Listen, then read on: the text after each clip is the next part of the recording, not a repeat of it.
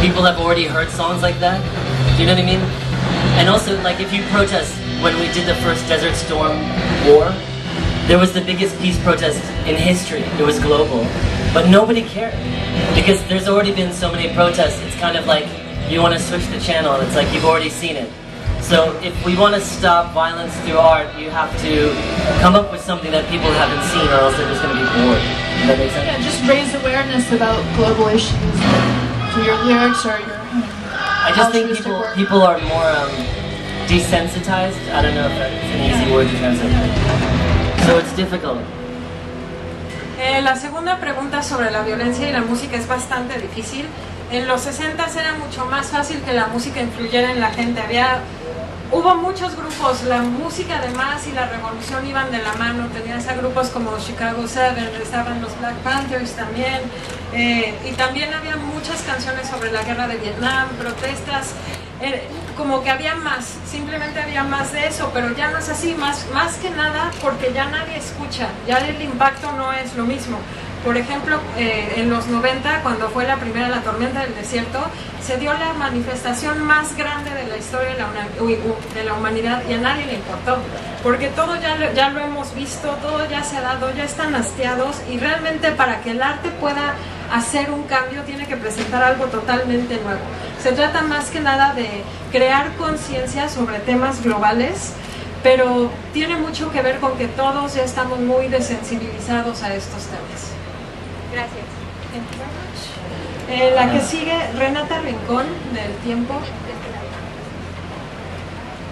Hola, yo vengo desde Colombia, a este hermoso festival, hermoso país también, y quería preguntar un poco sobre ese tema, siguiendo el tema de activismo y arte. ¿Cuál es ese límite que se pone? ¿En qué momento sí se mete a hablar de un tema activista? Y aquí, con todo el respeto, pues en Colombia está comenzando a pasar lo de fracking, nadie está diciendo nada, entonces es para ver si podría de pronto invitar a los artistas o cómo los artistas se pueden involucrar para el tema del fracking, pues en especial en Colombia, no sé si en México sucede, es eso.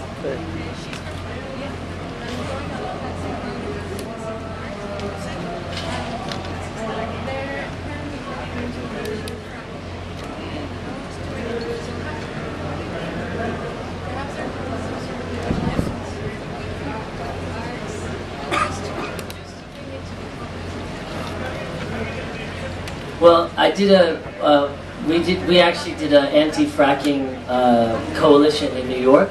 We were trying to just stop it in New York State, and not just us, but a lot of people were protesting fracking, and we managed to actually get the governor to make it illegal.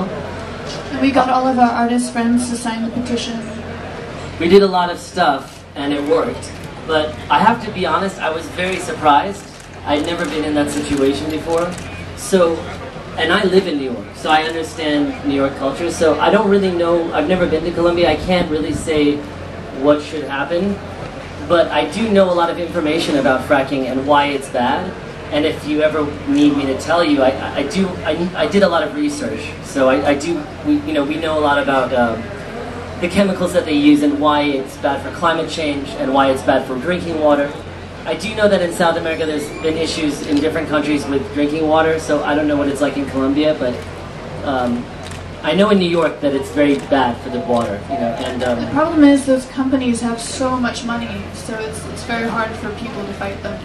Sure, and places like Colombia have already been victims of a lot of corporate criminality coming from America already, and these same kind of criminal corporations, they're the same kind of people that are running the fracking industry.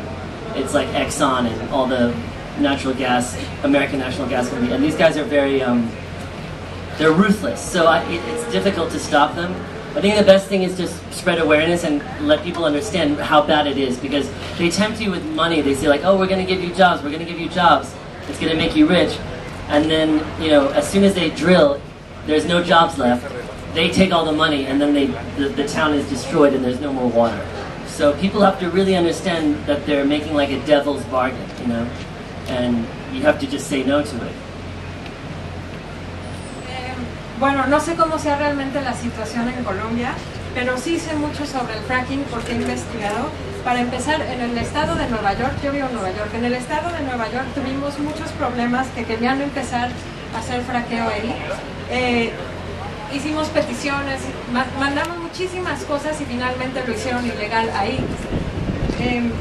Realmente me sorprendió, conozco cómo es la cultura en Nueva York, no sé cómo sea en Colombia, cómo funcione, pero nuevamente sé lo que hace el fracking, sé que usan muchos químicos, sé lo que le hace al agua, sé que tiene que ver con cambio climático, pero también en Sudamérica sé que hay países que tienen muchos problemas con el agua potable. Ahora, por otro lado, tiene mucho que ver con el dinero. O sea, todos estos países ya han sido víctimas de las grandes corporaciones de Estados Unidos que llegan, o sea, por ejemplo, Exxon o todas las empresas que ahora venden gas natural, y realmente son despiadados. Lo único que se puede hacer es crear conciencia. Llegan las empresas a ofrecer dinero, a ofrecer empleos, y en cuanto empiezan a excavar ya no hay dinero, no hay empleos, y destruyen los pueblos o ciudades donde hayan llegado a hacer el trabajo de fracking. Realmente es hacer un pacto con el diablo. Sí. Más que nada, víctimas. Son más que nada víctimas de las grandes corporaciones. Ok, la que sigue, Abel Sánchez, Coibe Radio. Abel Sánchez para Coibe Radio 103.1. Es un honor poderle preguntar a la banda cuál es el punto de vista acerca de México, de la situación que vive en la actualidad, y si hablamos de sensibilización, ¿habría algún mensaje acerca de poder sensibilizar, ¿verdad?, a la violencia que acosa en estos momentos a nuestro país? Ustedes que son un ícono en la música, ¿habría algún mensaje de sensibilización a la ciudadanía?